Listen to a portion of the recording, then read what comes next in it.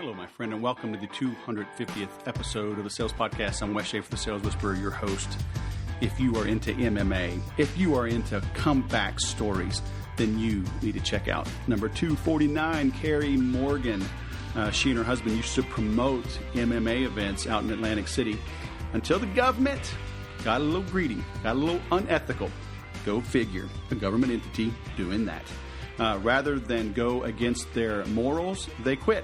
They left it all behind and started over. So if you've ever had a kickback, or I should say a setback, and you've wondered how to bounce back, Carrie's episode will inspire you. You can hear how they turned things around, how they took a little time to discern what their next moves would be.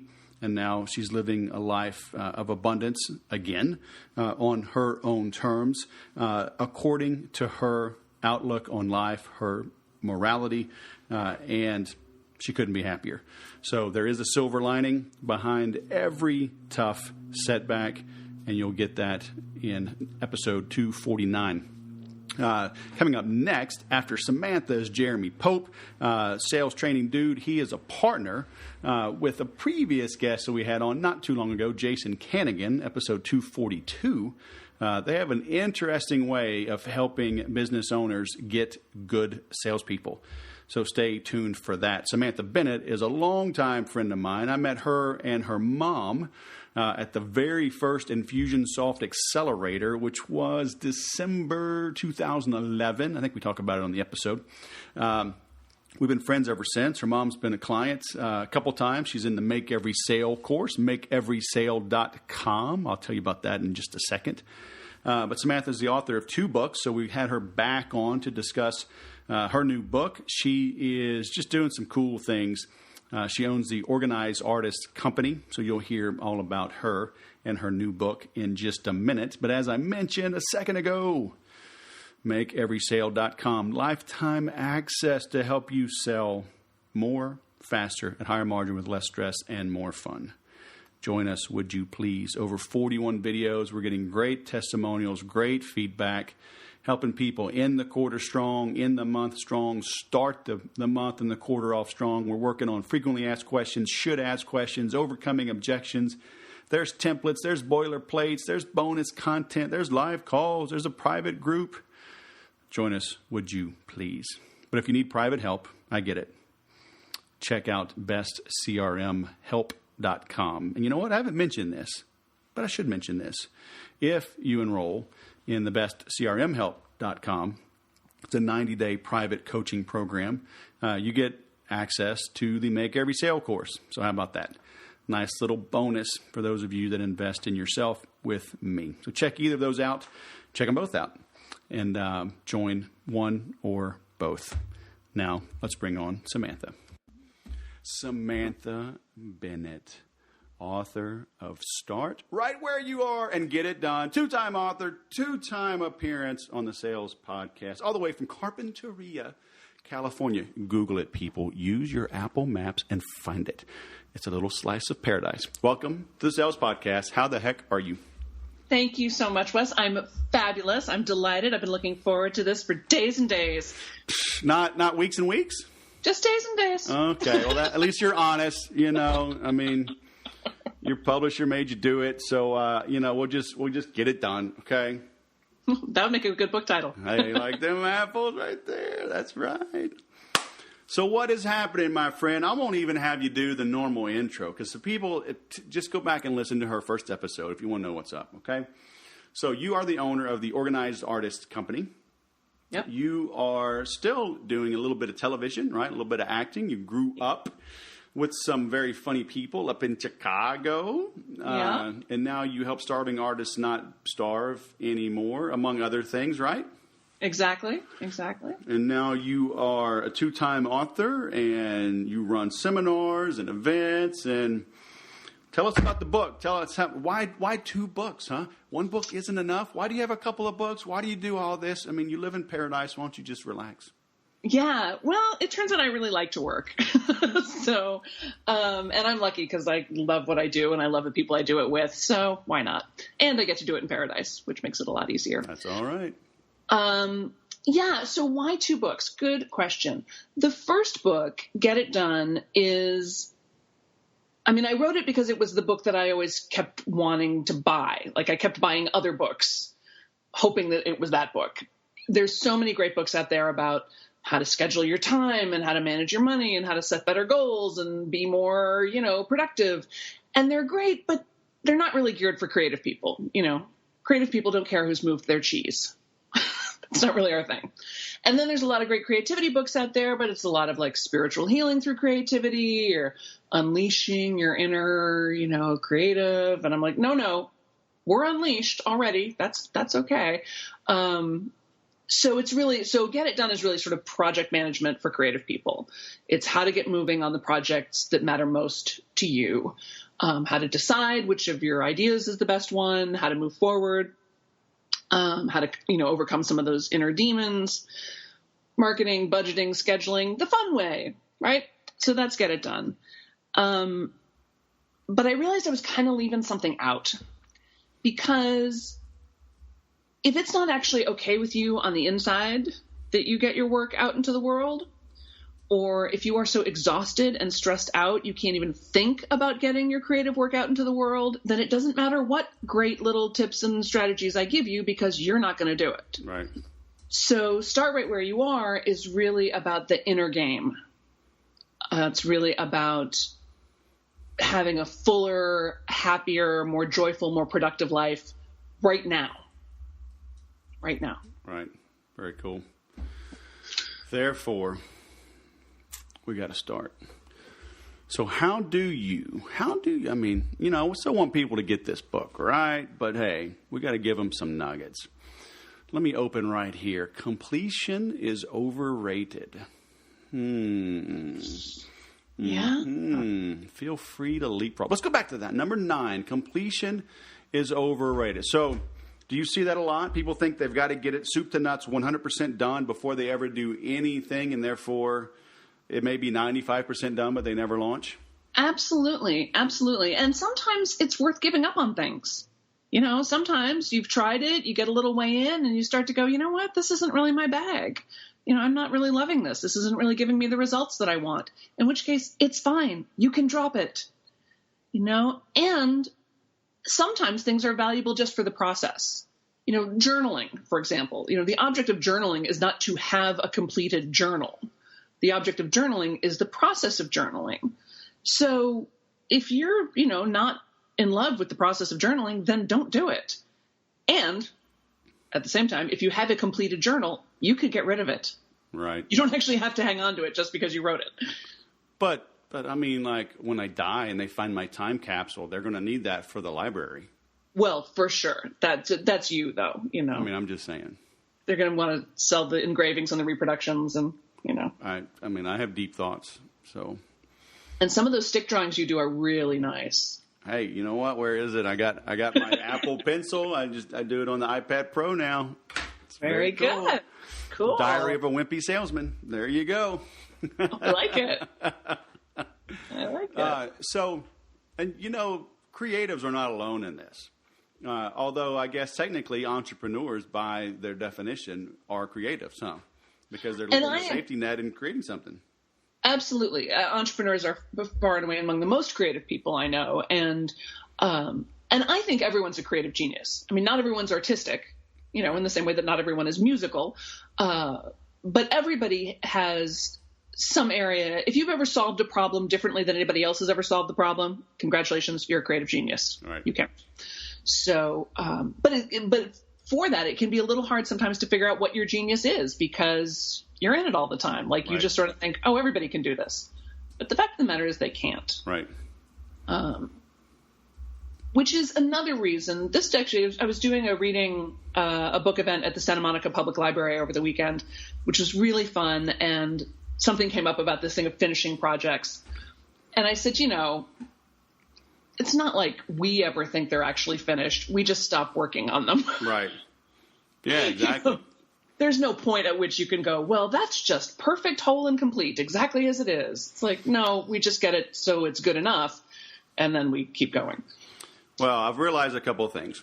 So, one, Most women can't accept a compliment, right? Oh, I love your blouse. Oh, this whole thing, just say thank you, right? Yeah. And then websites are never done. Hey, let me take a look at your website. Oh man, we're having it redone. My website's terrible. Just give me your URL, okay? Right. Everybody, it's like it's always a work in progress, my brother. It's all good. Yeah. You got to tweak and test, right? Test and measure. Maybe you change the font. Maybe you change the subheading. Maybe you change the nav a little bit.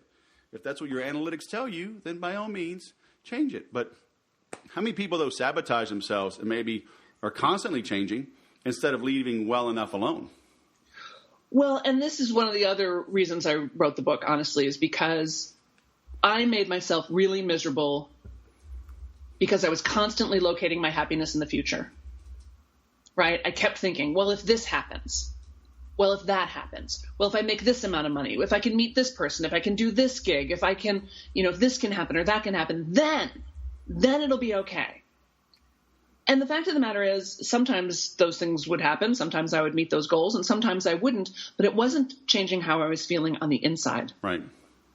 And I realized if I'm not paying attention to the present moment, and when I say start right where you are, I mean like now, right, this moment, not later this afternoon, not tomorrow, now, which means I'm focused on what's going on inside of my own head, my own mindset, and the things my hands and feet can touch right now. And so this idea that like, well, when the website's better, well, if I get this client, well, once I hit this revenue goal, then I can relax, or then I'll do better, or then I'll be happier. No. The time for relaxing and doing better and being happier is now. Right. Now, I mean, I can see how, like, if they're waiting to be on the sales podcast, before they're happy. Well, I can understand that. But anything else, just be happy. Exactly. And many people are going to, die disappointed and unfulfilled because they're never going to be in this privileged position. You're going to get some hate mail for being on twice. I'm just saying. I can take it. People are jealous because they haven't been on once. I don't know, 6 weeks ago, I started Brazilian Jiu-Jitsu. I don't know if I should be on medication. I know I need pain medication, but I think I need mental medication. But it's 2 hours in the middle of the day that I take out, and I'm like, you know what? Enjoy it. Yeah. I can. So enjoy. I'm up early anyway. I work hard. I don't golf anymore. Right? I don't race dirt bikes. I don't do. So it's like I'm going to give myself this. And have fun, have fun, learn a new skill, get in shape. 2 hours, sometimes 2.5 hours, middle of the day. Yeah. And those Brazilian jiu-jitsu guys are not kidding around. That's a serious workout. Oh my gosh. Wiped out. But 2 hours to 2.5 hours, I'm going in the middle of the day. And it's like, I want to enjoy the ride, right? I built a business so I can have a life. And I found myself, I was just grinding, right? I'm like, why am I grinding? Right. I got to keep building, but do I have to build from, 5 a.m. to 10 p.m. just because I'm home and my laptop's turned on? Like, no. Step away. And this goes to a really important point, Wes, which is, because I hear this all the time, of like, well, I couldn't do that. That would be selfish. Yeah. Right? I couldn't take that time to go to jiu-jitsu or to write my book or to go for a walk or go swim in the ocean with the dolphins. Or go stare at the dolphins, that would be selfish. And here's the thing. That's completely backward. Yep. It's completely backward because here's what's actually selfish. What's actually selfish is you or me or someone else walking around the world exhausted, stressed out, overwhelmed, and with no sense of humor because the rest of us have to deal with you when you're like that. And guess what? It's not so much fun. Yep. Exactly. On the other hand, you take that time for yourself, and it can even just be taking a deep breath. It doesn't have to be 2 hours. It can be 15 concentrated seconds of breathing. And now you show up calm, fed, rested, padded, slept, Yep.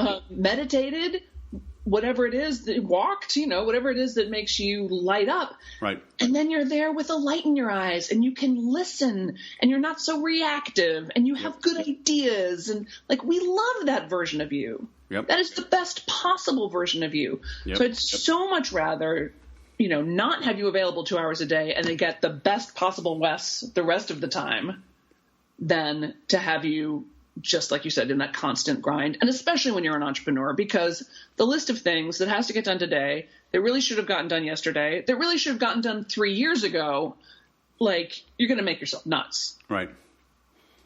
So. And they do. And I see everybody doing that. And hanging out at Traffic and Conversion this weekend. I mean, there's people running around, trying to go to every session, taking all these notes, running out, booting up their laptop, making these hacks, right, or whatever, because it's brand new, they learn it. And when they had like this salient moment, right, and I'm like, what's going on? I felt like, I was a priest, like at the confessional, right? People just, this isn't working, that's not working, I don't know how to scale, I'm so wiped out. I'm like, just chill out a little bit. It's like they're trying to pack in all this knowledge, right? 3 days of content. I don't know, 6 simultaneous sessions, like 8 hours a day or something. And I'm like you were saying before we turned the recorder on, right? At the end of the day, just be a human being. Somebody actually sent an email out. The new thing is age to age instead of B to B, right? Human to human. And it's like somebody stole my talk because people ask me, like, do I have a niche? And I say, yeah, my niche is I help humans sell to humans. And that's like revolutionary. Well, maybe it's not anymore. Well, hopefully it won't be. And it's my big job working with creatives is helping them understand that they actually already have the most essential business skills that there are, which is the ability to tell stories, the ability to be authentic, to show up as an actual, real, authentic person, and the ability to be of service to people. And that's really all that's going on. And I want to circle back to something you were saying earlier, because I think it's really important, because I hear this word all the time, and it's overwhelmed. Yep. Overwhelmed. Oh my God, I was just a traffic conversion. I'm so overwhelmed. I have all these notes. I'm so overwhelmed. I have all these ideas. I'm so overwhelmed. Okay. Overwhelmed is something that you do to you.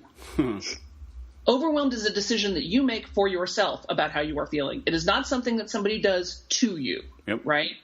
And I think we do it when we can't figure out what's important, when it feels like everything is coming at us with the same level of intensity. Yep. Right? And then we get confused.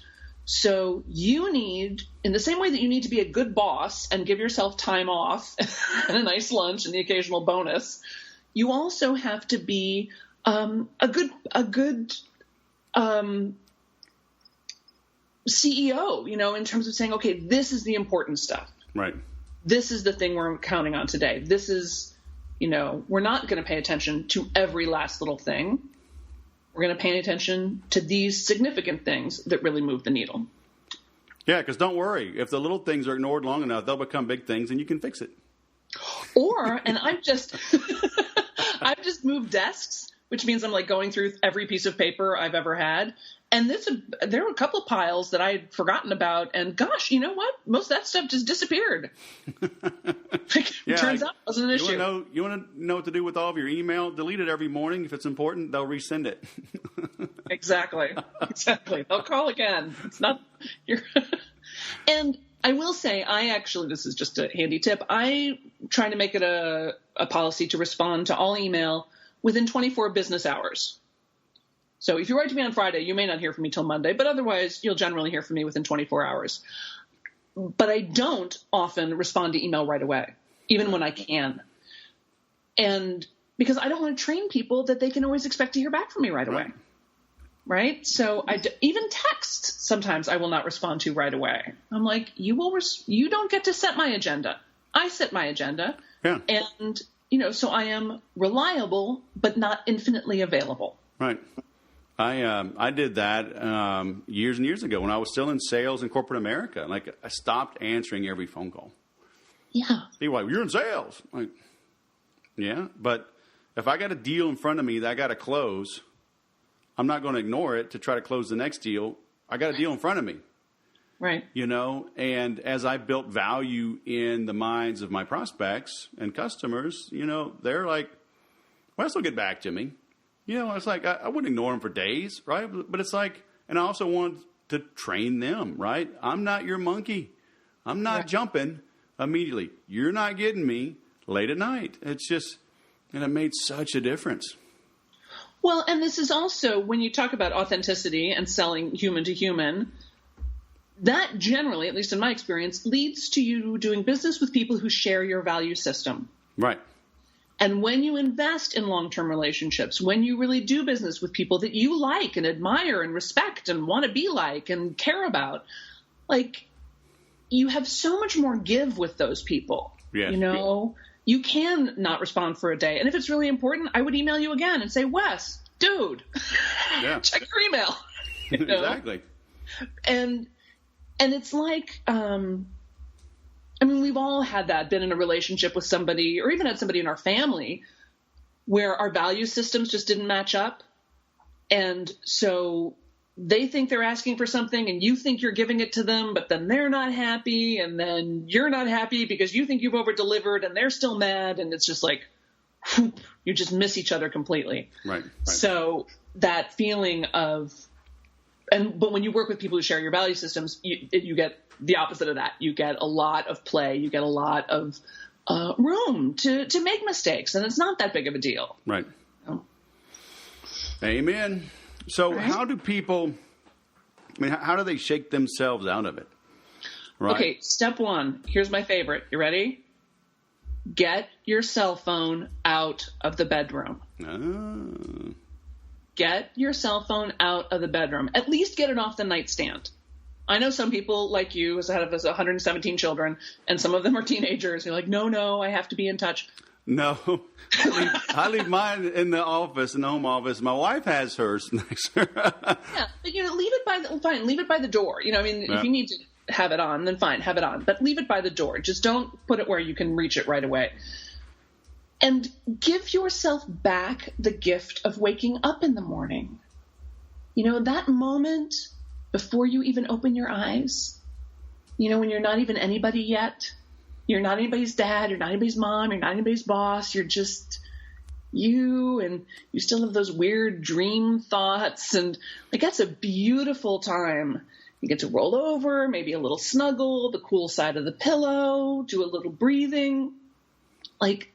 There is nothing happening on your phone that cannot wait while you enter the day like a civilized person.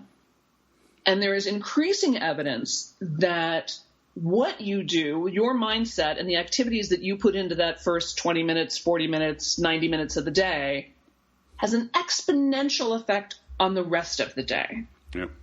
So to start to be really intentional about how you spend even just the first 15 minutes, wake up, breathe, and notice those weird liminal thoughts. Notice, for the overworked person, the sensitive person, the creative person, you get a lot of good ideas there and a lot of good ideas in the shower.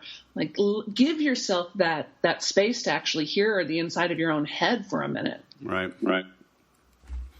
Yeah, I need to tell my baby that, because sometimes you wake up with, Daddy, gotta go poo-poo. So there's no easing into that one. No, that's urgent and important. Especially when she's in your bed. Let's go, everybody. Everybody up. Rock and roll. So you have to find new ways to be creative when you have 7 children. I'm just saying. It's true. But I like the concept. Yeah. Everybody else that does not have an infant in their bed, you have no excuse to go do this. That's right. And I wake up before her anyway, so I can do that too. There you go. Yeah, because you just got to start, right? People are going to listen to this and then not do something. They're going to buy your book and then they're not going to read it. They're going to read it and then they're not going to do what you recommend. Why do we keep self-sabotaging?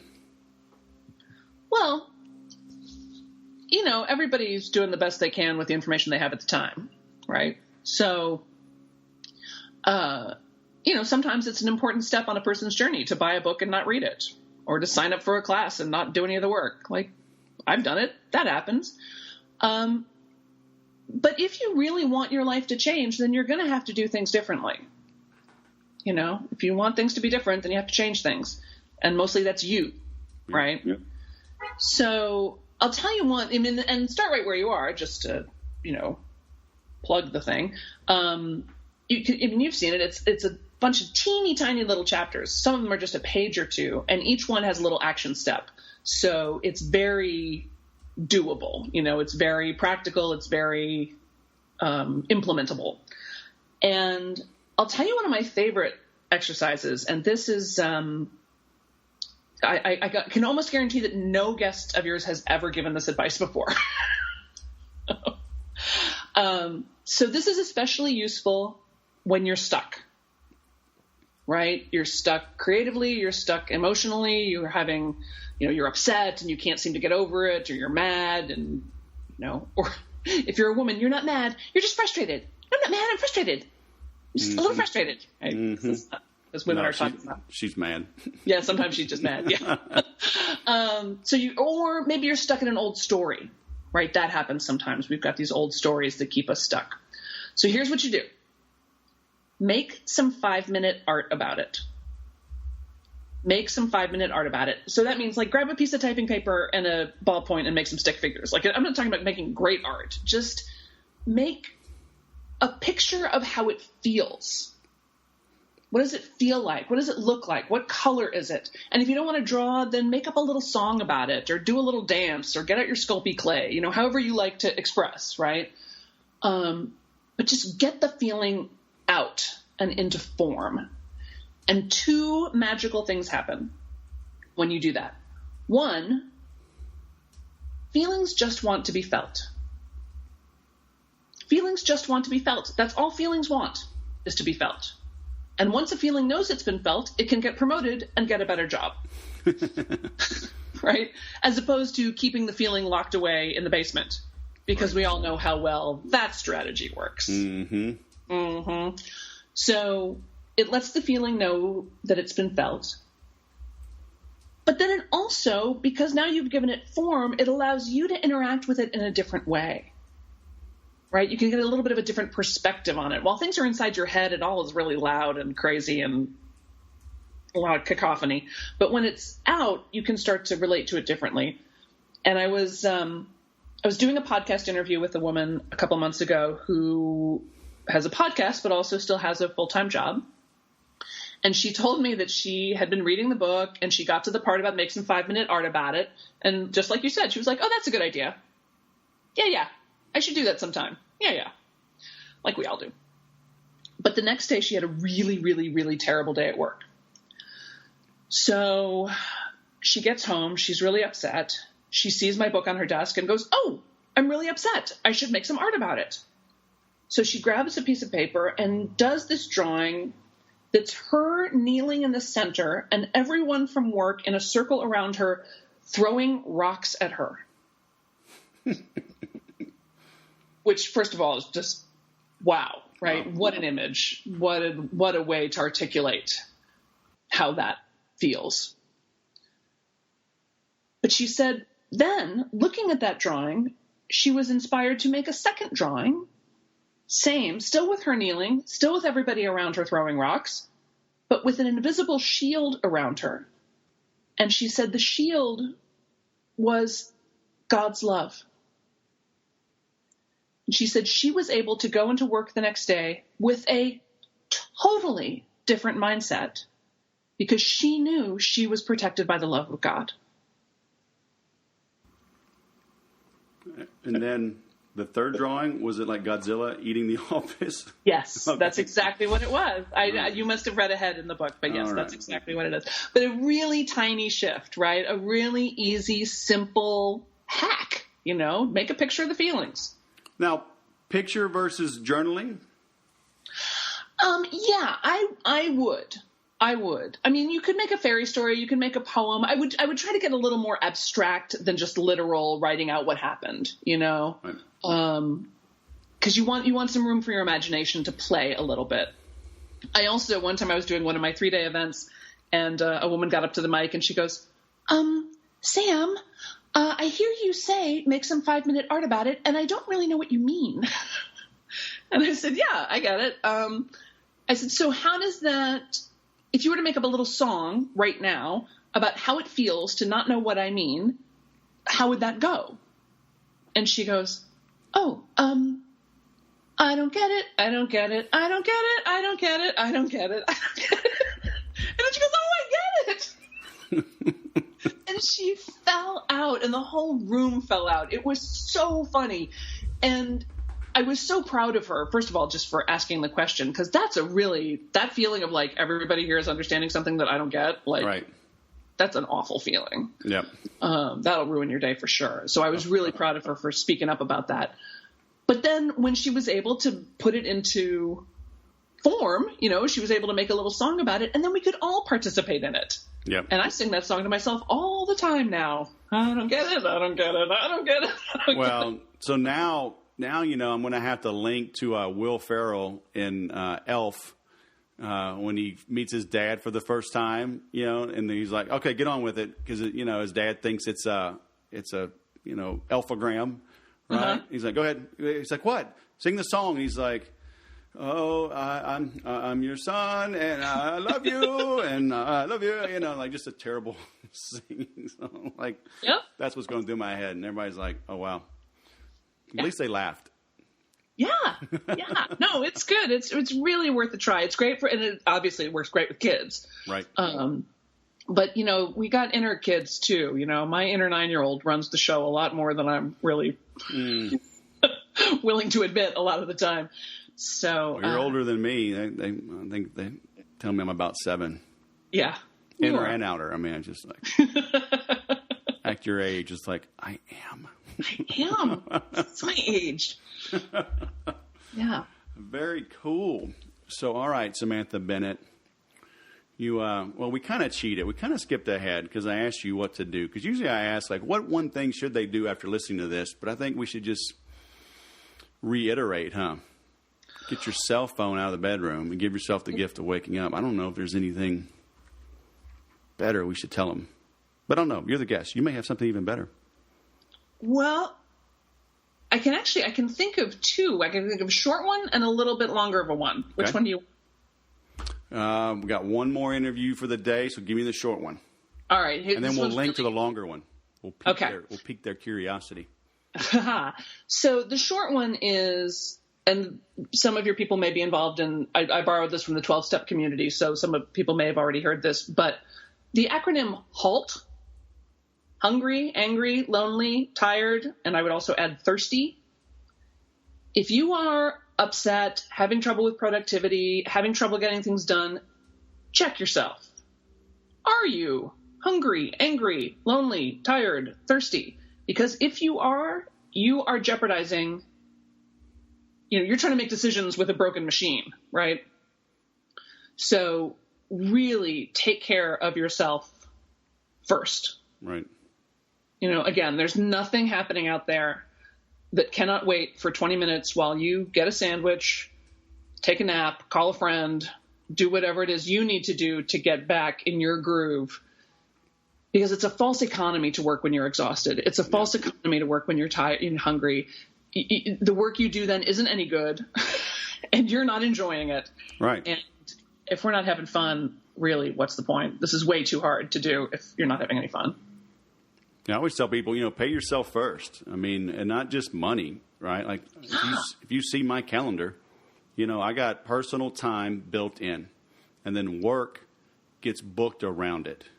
I'm the exact same way. There's I finally figured out, I don't like to work Friday afternoons, so you can't book a time with me Friday. My calendar is empty. Right. Yeah, absolutely. I schedule that stuff into the calendar because if you wait for a good time to take a day off, you're never going to take a day off. Yeah. So you just got to book the day off and then figure the rest of it out. Amen. Yep.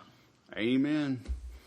All right. Samantha Bennett, where should we send people to learn more about you in this awesome book? Start right where you are. Well, if you go to startrightwhereyouare.com, there's some downloadable resources and a free opt-in, and then you can get on my mailing list, which, I was an Infusionsoft Ultimate Marketer. I do know my emails. I'm just saying. Tyler Garnes, can I brag for a second? Tyler Garnes says he's unsubscribed from everything except my list, and he saves my emails to a folder. Nice. I'm telling you, that's nerd love right there. That's awesome. Yeah. Well, I save them, I print them out, and they're all over my wall. Is that what that is? So take that. They're pretty. All right, Samantha Bennett, the organized artist, startrightwhereyouare.com. Thanks for coming on the Sales Podcast yet again. Always a pleasure, Wes. Always a pleasure. All right, have a great day. You too. There's some wisdom in that interview. I love how she talked about, right off the bat, I said, hey, why 2 books? And she said, the first one was the book she wanted to buy, hoping it was that book. All right, they weren't good for creative types. But then she said, she wrote the book that she wished she had 20 years ago. So, you know what? Sometimes the genius is within, right? Own it. Find it, claim it, own it, and tell the world about it. It's okay. You have excellence. You have a creative genius within you. Like she said, if you've solved a problem in a unique way, then you're a creative genius. Doesn't mean artistic. Maybe you can't draw. Maybe you can't sing. Okay, that's fine. But you're still creative. You're creative in your solutions and how you approach problems, how you solve issues for people. And Zig Ziglar always said, if you help enough people get what they want, you can have what you want. I tell my kids, be a problem solver. Look for the pain. Look for the issues. Look for the things people need help with and figure out a way to solve it. That's really what being an entrepreneur is all about. It's really what business is all about. Pharmaceutical companies, there's a lot of corruption and whatnot, but hey, they find pain. People have an illness. They have a headache. They have migraines. They have rashes, whatever. They make medicine for it. Cars. People need to get from point A to point B in style or tow something or really quickly, so they solve that pain. So that's all business is, okay? So find a pain and solve it. I love what she said, talking about, she made herself miserable by locating her happiness in the future. And we've seen countless examples of people in third world countries and war-torn countries, in prisoners of war. We heard about it from even people, prisoners in the Holocaust, the Jews in the concentration camps, where, they were strong mentally, and you couldn't take away their pride. You couldn't take away their faith. And so you can be despondent. I talked about previous episodes, the Stockdale paradox. And Admiral James Stockdale, he was I think he was the longest serving POW, or longest serving and highest ranking, something like that, during the Vietnam War. He was there when he was the commanding officer, actually, I think, when John McCain was there. And they asked him in an interview, who were the POWs that didn't make it home? And he said it was the optimists. And they were like, what are you talking about? He said those were the guys who were like, hey, Easter's coming. We're going to be home by Easter. Then Easter would come and Easter would go. Then Memorial Day. Hey, Memorial Day's coming. We're going to go home. Memorial Day would come. Memorial Day would go. Right? Hey, we're going home at Thanksgiving. Thanksgiving would come. Thanksgiving would go. And those guys would die basically of a broken heart. They'd give up hope. And I've mentioned it before as well. I use the military analogy. The objective of war is not to crush and totally destroy your enemy. It's to take away his will to fight. So if you can, just like, World War II in Japan, we didn't destroy all of Japan. We dropped 2 big bombs that did a lot of damage to 2 cities, but the country survived. We took away their will to fight, and they accepted unconditional surrender. Those POWs lost the will to fight. If you cannot have happiness in the present moment, it will constantly elude you, and you will give up the will to fight. You'll give it up, literally, as far as living, right? But you'll give it up in your business, and it's going to take away a little piece of you, an important piece of you. So even if you're struggling, even if you can't make payroll, even if you're behind on your house payment, maybe your car got repossessed, maybe you're going through a divorce, I don't know. but find your happiness. Find your happiness in the moment. Okay, sure, tough things happen. You need time to mourn. You need time to kind of heal and lick your wounds, but set your resolve. Okay, give yourself a moment and then commit to moving on. I asked a question before on one of my posts. It's like, did you have a bad day, right, or a bad week, or did you have a bad 5 minutes, and you've been reliving that for the entire day or the entire week or the entire month? And look, I've had my setbacks. I've talked about being on unemployment when 2 of my kids were born. I've been in lawsuits with business owners. I've been audited by the federal government. I've been audited by the Board of Equalization of California. You know what? I won them both. I ended up in a lawsuit that turned into, had to go to arbitration. My very first job out of the Air Force, the one that landed me on my first unemployment when my second son was born. I won that, but it took 3 years. In the meantime, we were on unemployment. We were eating government cheese, literally. Okay, so it's not all, roses and Tiffany cufflinks here. So, I've always said, too, that sometimes you're going through the tough times, and it's just God giving you the chance to toughen up, to build those business and life calluses to prepare you for something even bigger. Okay? We hear about, David would have been just an unknown shepherd boy if it wasn't for Goliath. But he had to be a shepherd boy, right? Wander around in the desert, carry a stick, carry his sling, fight off wolves and other predatory animals, get strong by constant hiking and walking the trails in the desert, getting tough with, tending to the sheep, milking them, shearing them. I mean, he was strong, he was accurate, and he was ready when the time came, when the opportunity presented itself. That's why I always say, don't ask for an easy life. Ask for the ability to endure and to thrive despite the challenges. All right, that's what you're doing with this podcast. You're toughening up. You could be listening to music. You could be goofing off. You could be Netflixing and chilling. But you're listening to this. But don't just listen. Now go do. Go get Samantha's book. Visit her website. See if she has something that you need. Okay, you just heard her. This is her second time being on the show. So you know what she's about. If it's for you, hit her up, okay?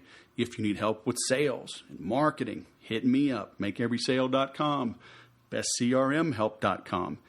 Get the help you need. And I always say it's better to spend more than you wanted than less than you should, okay? Find the experts, find the people that resonate with you, and then retain them and suck every bit of knowledge and information out of their brain. And then once you do, move on. Go find another coach. That's fine.